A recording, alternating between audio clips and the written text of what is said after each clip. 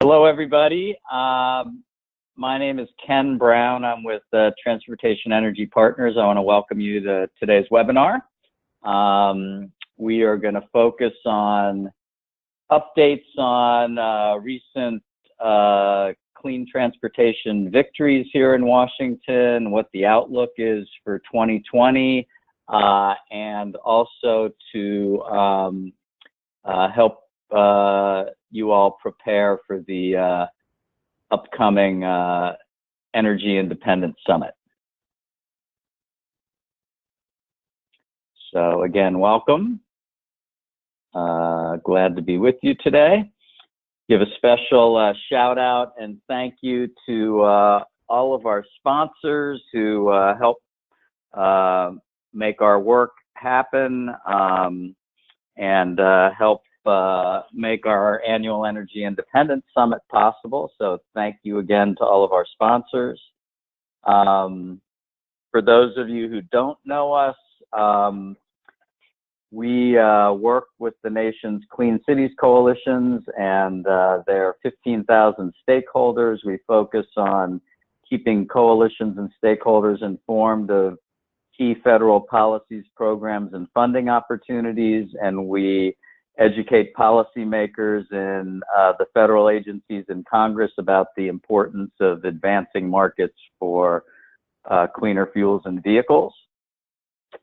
I think, as most of you know, we're coming up on our annual Energy Independence Summit. This year's summit is going to take place on February 10th through the 12th in Washington, D.C. If you haven't registered, there's still time to register. If you are registered, we look forward to seeing you in Washington. It's going to, as always, it's going to be a great event. It'll give you an opportunity to network with key agency and congressional leaders, learn about federal funding opportunities, engage with top industry leaders. We're going to have a Salute to Clean Cities reception where we'll honor some key Clean Cities leaders. We'll have a day of meetings on Capitol Hill. We're looking to exceed our record of 250 meetings with congressional offices. We'll kick off our Capitol Hill Day on Tuesday with a breakfast briefing with the Energy and Commerce Committee. We'll close the day with our annual reception hosted by UPS at their Capitol Hill Townhouse, which is a great event.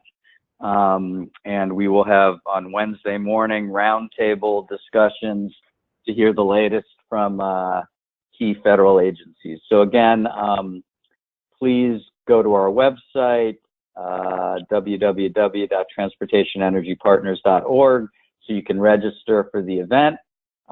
We hope to see you in Washington.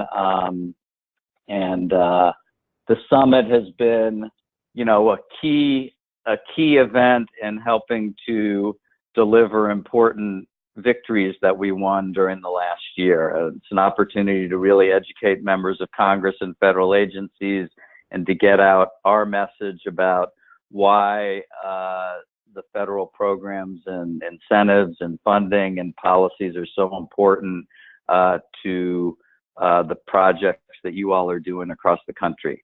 I think most people know this, but the federal tax incentives that had been expired since the end of 2017 have now been extended.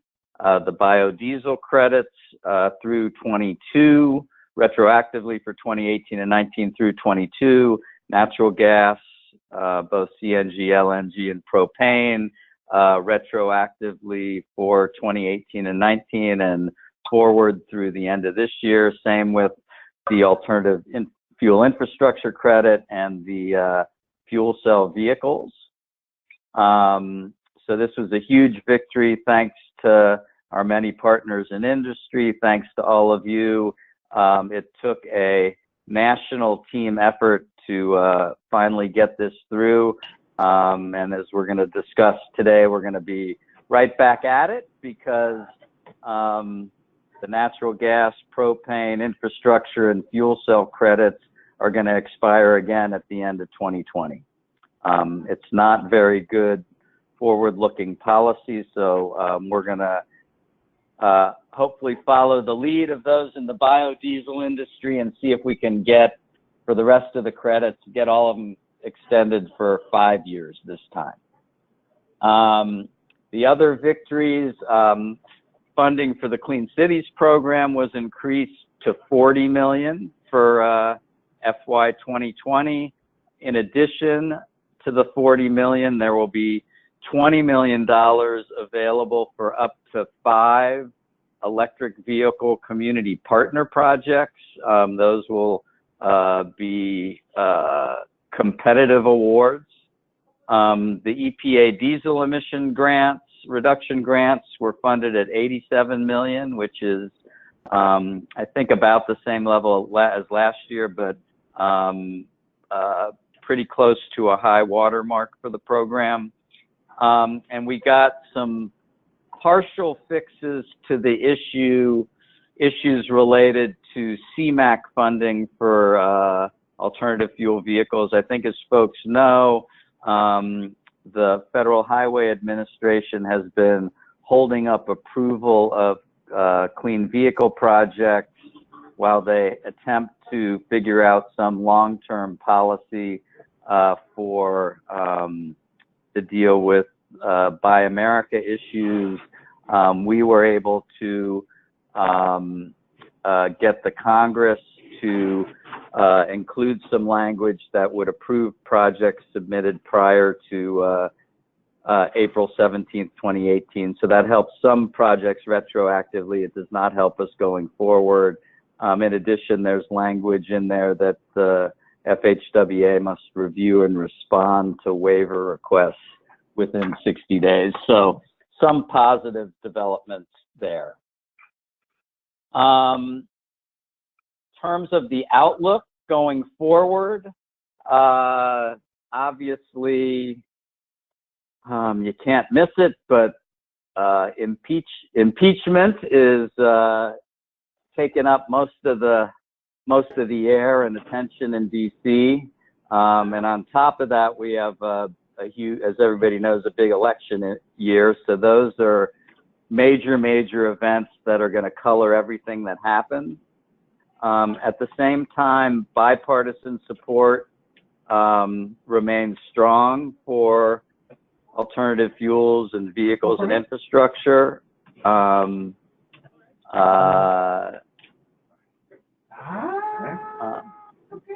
Hey, Catherine, can you Yes. mute your phone, please? Thank you.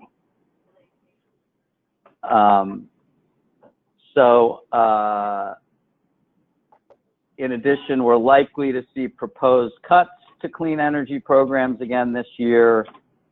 We will see the appropriations process move as usual, beginning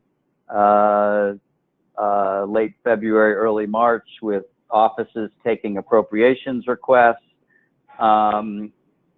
With our partners in industry, we'll work to extend the tax incentives again, and there's a chance that infrastructure legislation could move. I'm still hearing a little bit of background noise. Okay, hopefully that will take care of that. And for folks who have questions, if you can see them in the question box, put question box in, that would be good.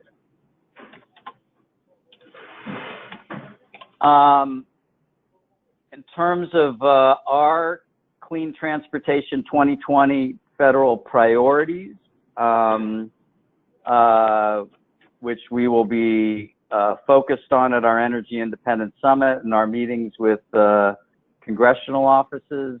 One, obviously, is to continue to work on extending the tax incentives, 2, preserve the renewable fuel standard. 3, continue to maintain and increase funding for clean cities and the diesel emission reduction grants.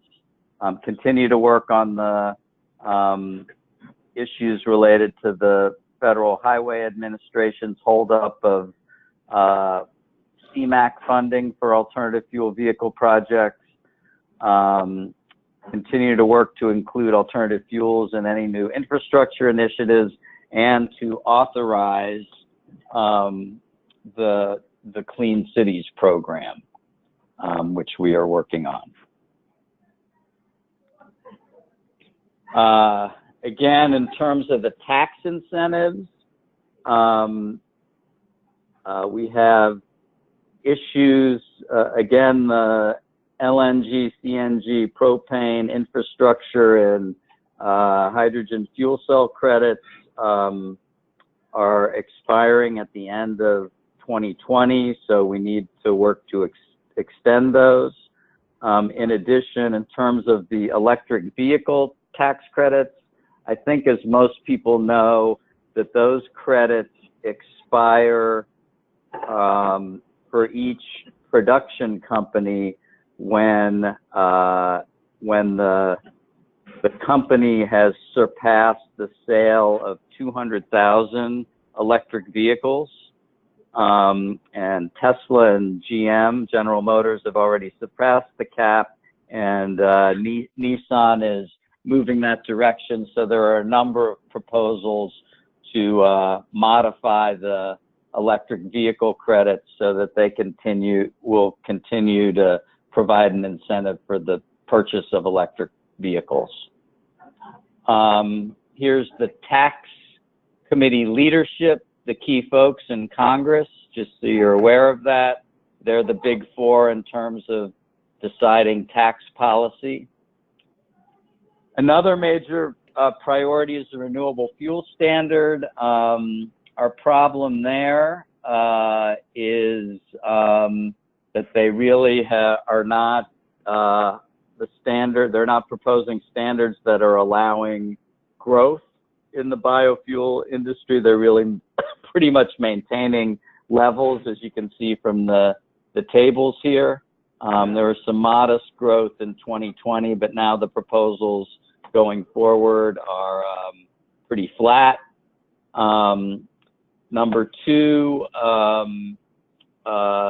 there's still some major issues with exemptions for small refineries, which is undermining efforts to increase volumes and to meet the targets.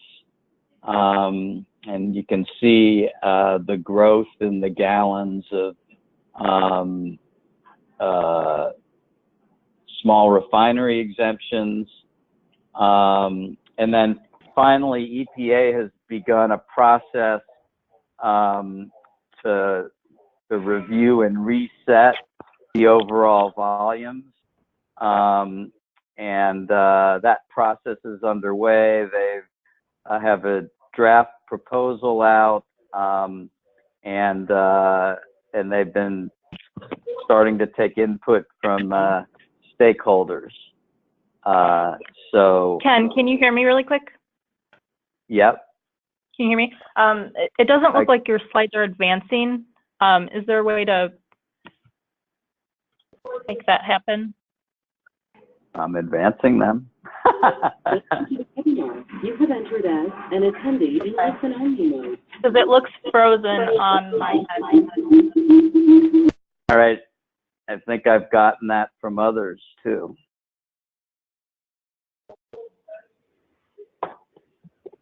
How's this working? Are they advancing?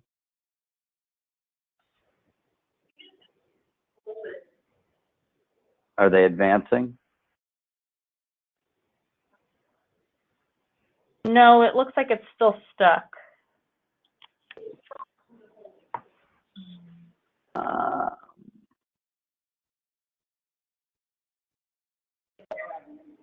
What's it stuck on? The cover page? Yeah. Maybe I can close out of it. Sorry, folks, for the technical difficulty.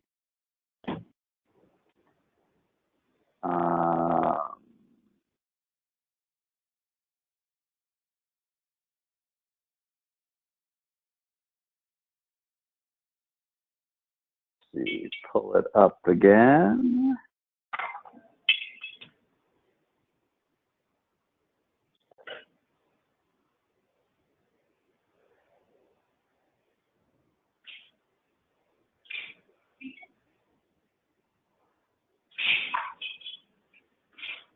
All right. What are you seeing now? One more time. Go to the full size. Got that? Yes. And then you just go back to the page you were at.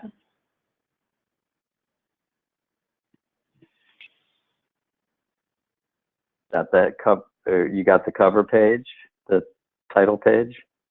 Yep. You have the next page? Yep, it looks like it's working now. Sorry about that, everybody. These slides will be available. I'm just going to click through these since you all missed them briefly.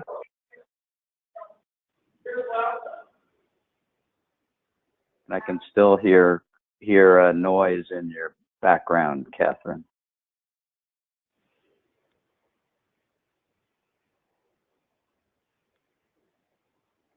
So here are the priorities. We talked about the tax incentives, and we were just on the renewable fuel standard.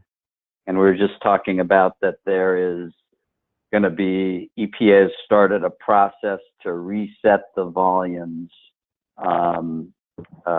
going forward. And again, when we're talking to Congress, our message continues, and we're, obviously the petroleum industry has been pressing hard to undermine the renewable fuel standard and limit volumes because that impacts their market share, and we need to continue to emphasize for the RFS that it's providing energy security, economic redevelopment across the country through biorefineries and the many plants and jobs it supports, and also its efforts to reduce air emissions. In terms of funding priorities, again, we want to increase funding for the Clean Cities program and also for the EPA diesel emission reduction grants. And I want to talk a little bit about the appropriations process, since we'll be heavily engaged in this process. So I think, as folks know, the president will propose his annual budget in February. There will be hearings in subcommittees, usually February, March, and some in April. Then the key action, which will happen in all the appropriation subcommittees, will take place usually in the House. It will take place in April, and the Senate usually starts late April and goes through May. There will be House and Senate floor action, and then hopefully the final legislation will be agreed to in the fall. It's very possible that it may not be agreed to until after the election. All depends on how much agreement is and how controversial the bills that are developed are. Here are the key appropriations leaders in terms of the Energy and Water Subcommittee deals with the Department of Energy, and then the Senate Interior Appropriations Subcommittee deals with the EPA funding. And then here is the key part of our strategy. Our effort will be focused on getting as many members of the House and Senate to request our funding levels for the House and Senate.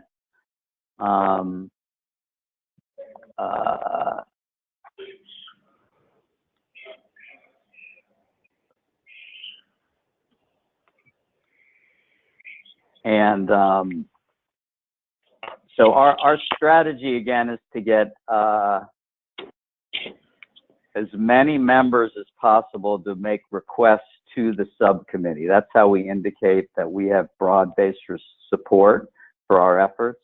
And almost every member of the House and Senate has a process where they take requests from their constituents. So our focus is going to be to have all of you to send requests for our funding levels for the Clean Cities program and our funding language, and for the EPA Clean Diesel program to your individual members of Congress, and to ask them to submit our requests to the subcommittee. And many of your members will have an appropriations request reform, or they'll take a letter. And so we will work with you to give you the language, to focus on the process.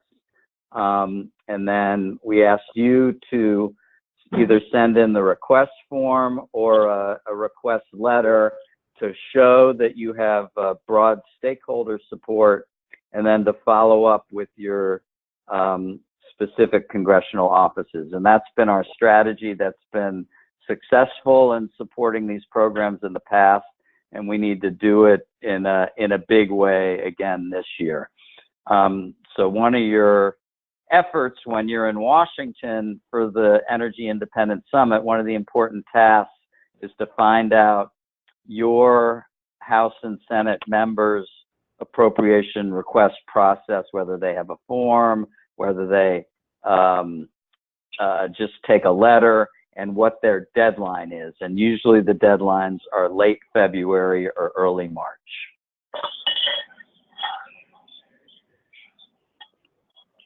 Hey, Catherine, I'm still hearing background noise from you for some reason.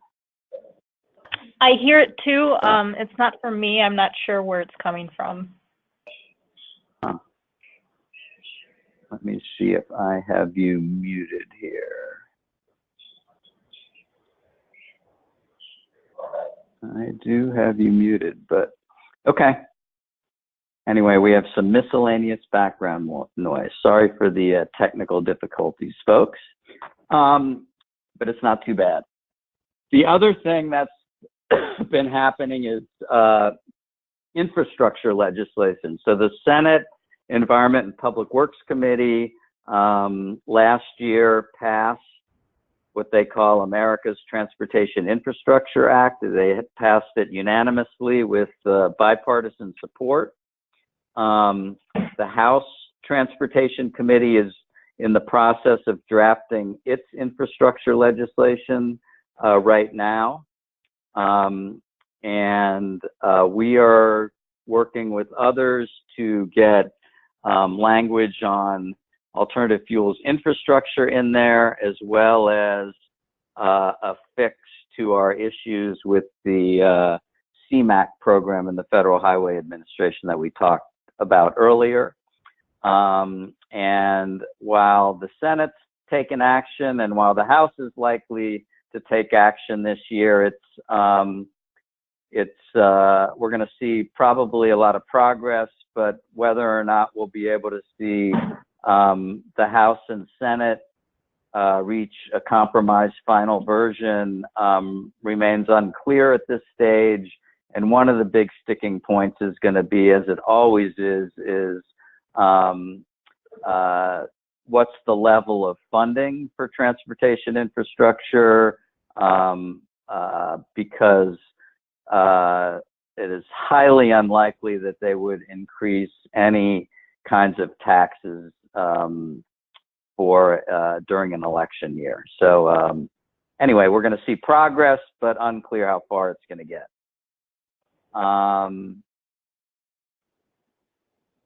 In terms of the Senate bill that's been passed, here are some of the alternative fuels provisions. There's $1 billion over 5 years in competitive grants to build fueling infrastructure along designated highway corridors. There's a new program to reduce truck idling at ports. The legislation would reauthorize the EPA Diesel Emission Reduction Act program. And it also includes $3 billion over 5 years in new funding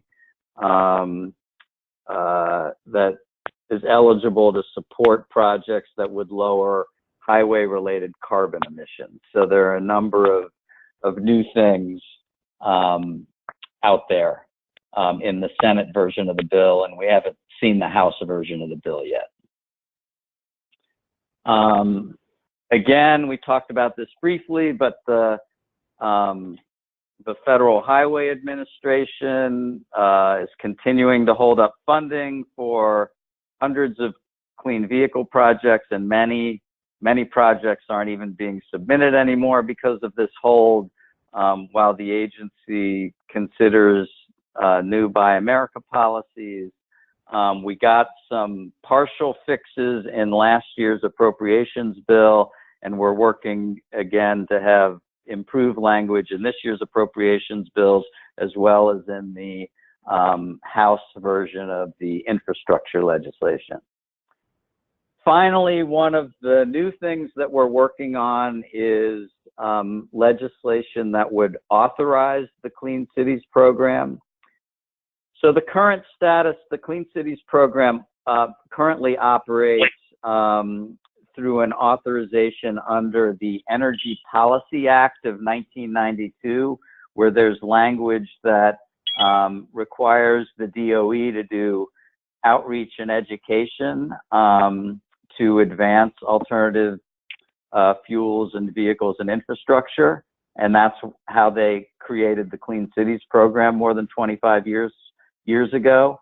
But the program is not authorized as the Clean Cities program. And what that means is that every year we have to get special language in the appropriations bills that directs funding to the Clean Cities program. And we believe that authorizing the program on a permanent basis would help institutionalize it, give it a little more structure, and also make it easier to get funding every year, and finally not make it subject to the whims of every new administration that comes in and takes over the Department of Energy. So Congressman Donald McEachin has been our lead sponsor from Richmond, Virginia. He's introduced HR 5518. And basically the key provisions, it basically authorizes the program as we know it, focused on education, outreach, and technical assistance and funding to promote the advancement of alternative fuels and vehicles and infrastructure. To give it a little more structure, we are proposing, or the legislation includes the following allocation of funding every year. So 20% would be for the Department of Energy's technical support of the coalitions, 30% for direct funding to the coalitions, and 50% for competitive grants focused on alternative fuels, vehicles, and infrastructure deployment. And then we are looking to provide specific authorized levels of funding each year. Those are included in the bill. And the bill last week was approved by the House Energy Subcommittee, and the next step would be to go to the full Energy and Commerce Committee in the near future. So that's our summary. I'm going to stop and see if anybody's got any questions for a moment. And I apologize if this panel on the side is showing up. It's not supposed to do that, but it seems to be showing up. So does anybody have any questions that they want to type in? I'm going to pause for a minute.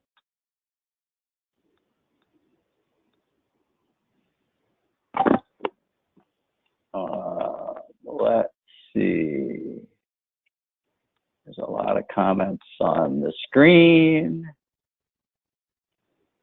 Here's a question. Do any of these tax incentives apply to conversion kits for propane?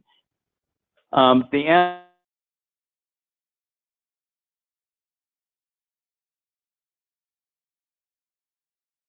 to conversion kits. However, by making the fuel more competitive and providing a tax credit for the fuels, it should help with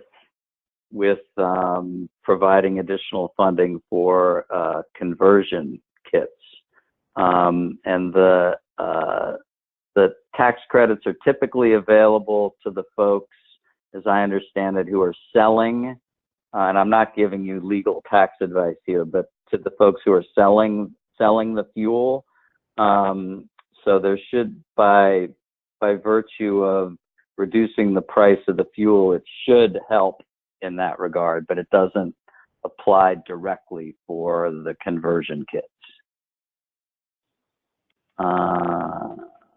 There's another comment on the slide.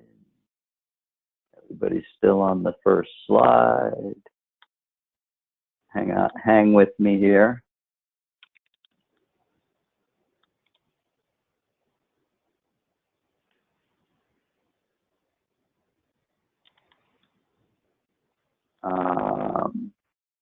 Here's a question. Is there an overall budget deal? I do not believe that there is an overall budget deal for the year, which was a holdup last year. I mean, it did not stop the subcommittees in the House and Senate from doing their business, so they will move forward as they typically do normally. However, until there's an overall budget deal, they won't be able to finalize the bills. So that will be an issue that will need to be resolved. So those are all the questions I have. So we're now going to move on to preparing for Capitol Hill Day for folks who are coming to DC. Again, why is it important to meet with your elected officials? Obviously, it helps advance our policies. But in addition, it helps to build your organization. The better relationships, the more effective you are in advancing policies. It gives you opportunities to increase visibility, get more members, get more funding. And it also helps you build long-term relationships, which will strengthen your organization.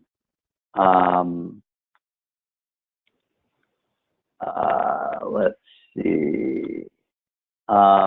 Again, as you work with your members of Congress and their staff, both in Washington and the district, remember it's all about developing and maintaining strong relationships.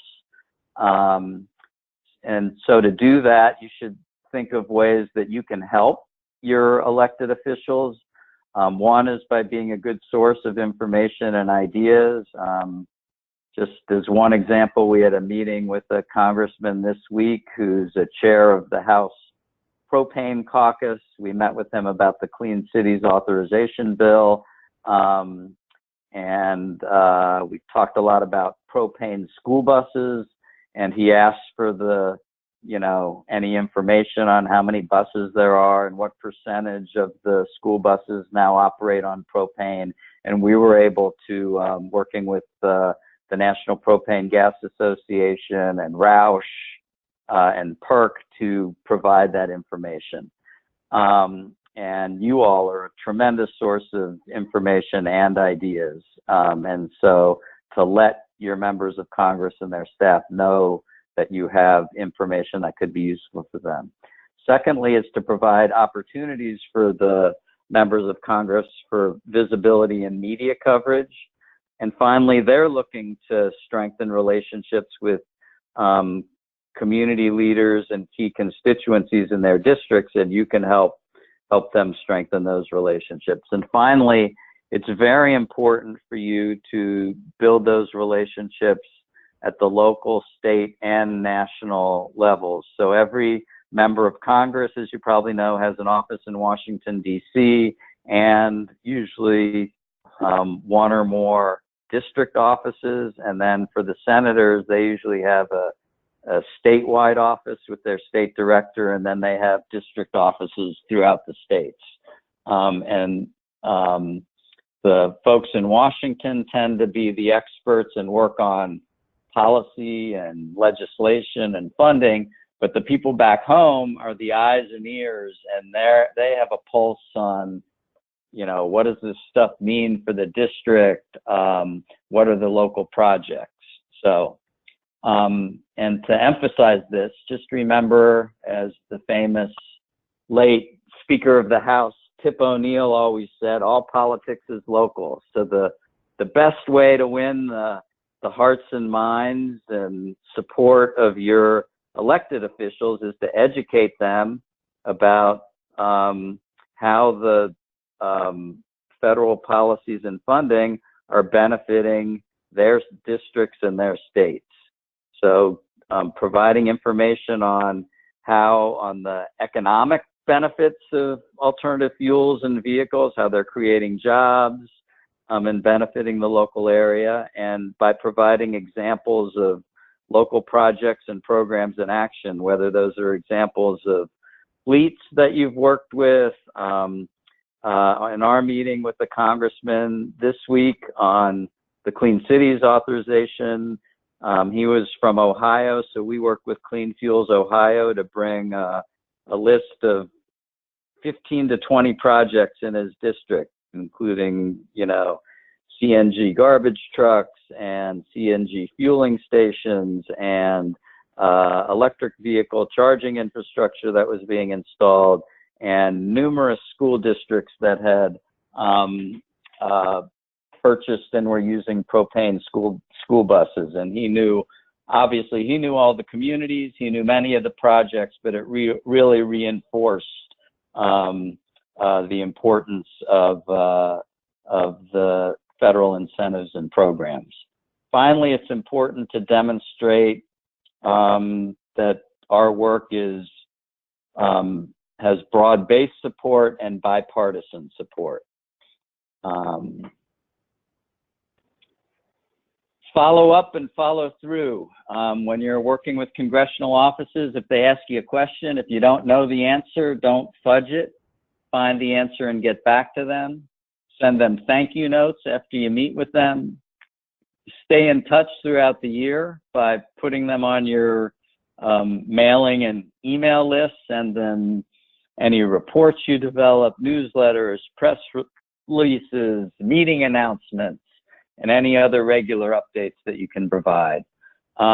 Invite your elected officials to any local events you're having. If you're having a ribbon cutting at a new station, if you're doing a workshop, whatever you're doing, invite your local elected officials, and think about opportunities for local or regional media coverage for your members of Congress. If you're doing a press release, get a quote from your from the member of the House or Senate.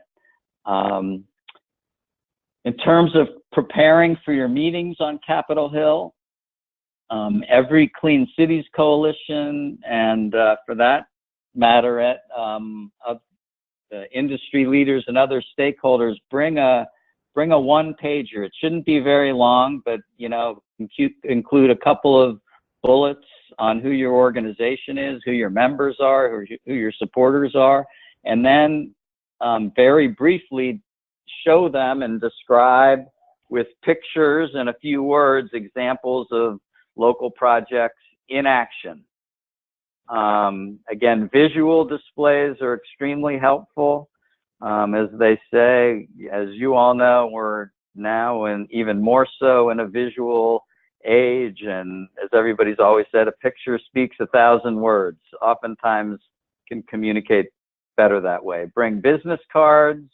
When you're in meetings, show respect by keeping your phones on vibrate or silent. And this should be underlined in capital letters in bold: wear comfortable shoes. You're going to be doing a lot of walking all day long on Tuesday the 11th, meeting with congressional offices. So bring your most comfortable shoes so you're prepared for walking. Again, for tips while you're in the meetings, you should expect the meetings to last probably at least 10 to 15 minutes, and definitely no longer than 25 or 30.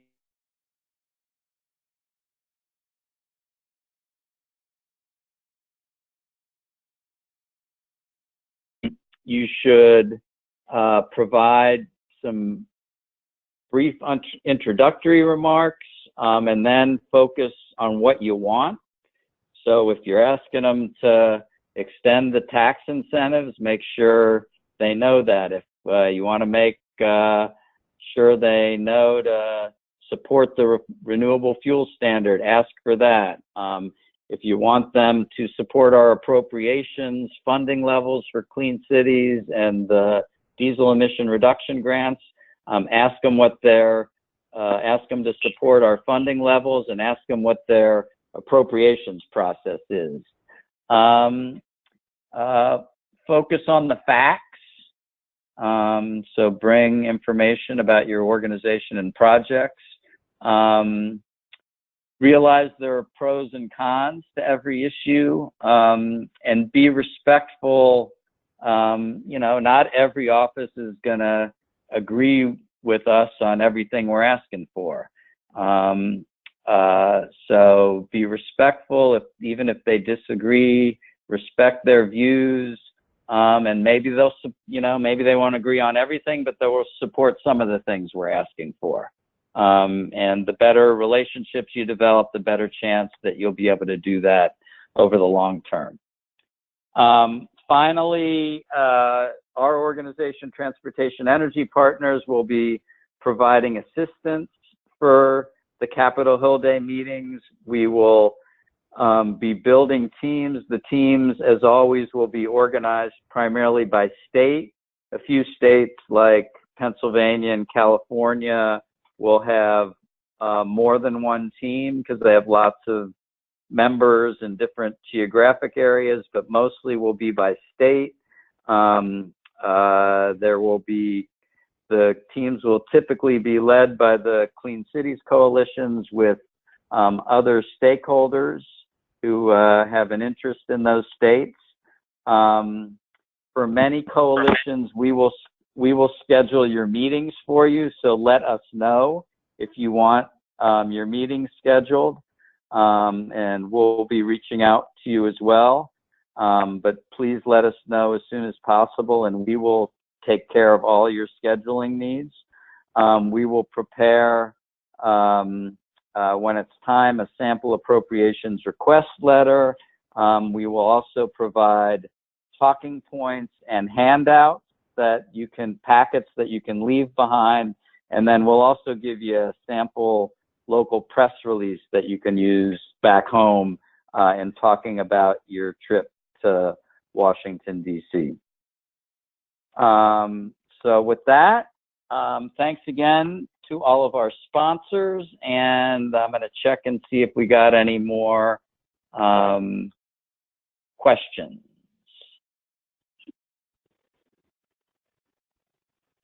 Let's see.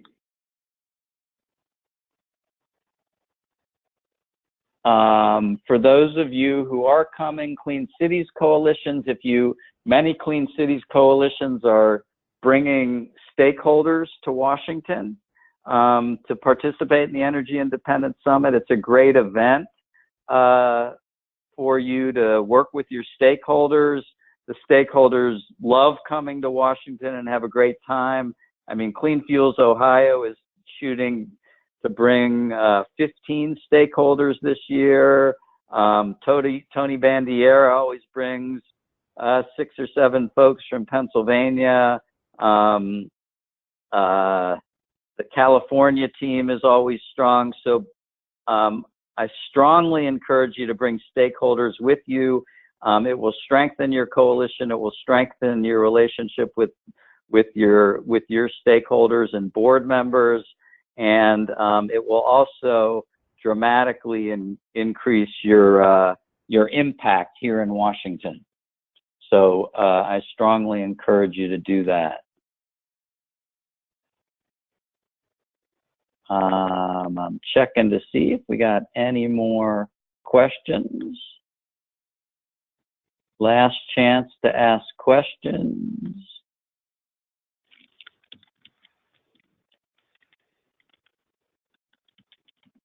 Let's see.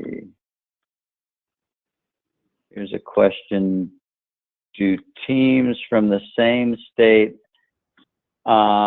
Yes. So, for example, if there are multiple coalitions in a state, unless it's a huge state, they will all work together and do the Capitol Hill Day meetings together. I'm thinking of like the New York coalitions. There are 4 or 5 Clean Cities coalitions in New York, and all the coalitions will work together along with the New York area stakeholders and go around to all the New York folks as a team. Another place like that is there are usually more than one coalition who come from North Carolina, and they'll all work together for the day. Colorado, there are usually multiple coalitions. So we find it effective if they all work together and do all the meetings together. So that's a good question. Let's see if we got any others. Okay. Here is a question about who are the ideal stakeholders to bring? Fleets, industry partners, community organizations. It's really all of the above. All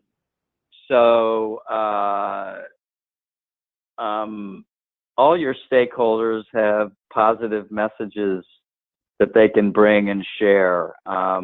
Obviously, you know, the bigger the presence and of the stakeholder, you know, if they're a big employer, they have a big impact. If they're you know, a partner community organization that has lots of members and visibility, they have good impact.